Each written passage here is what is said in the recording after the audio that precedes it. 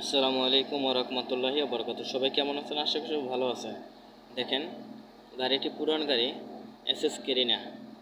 SS কেরিনা, Dhaka metro ঘ 1320 132006। এই গাড়িটি স্টার্টে আছে। মালিক কত ভালো, সে স্কুলে আসছে, আইসা গাড়ির ভিতরে বসে আছে। ড্রাইভার বাইরে দাঁড়ানো ছিল, তাকে বলতেছে তুমি গাড়িতে বসো, এসি ছাড়ো, এসি ছেড়ে গাড়িতে বসে থাকো, বাইরে অনেক গরম। কত ভালো মালিক দেখেন।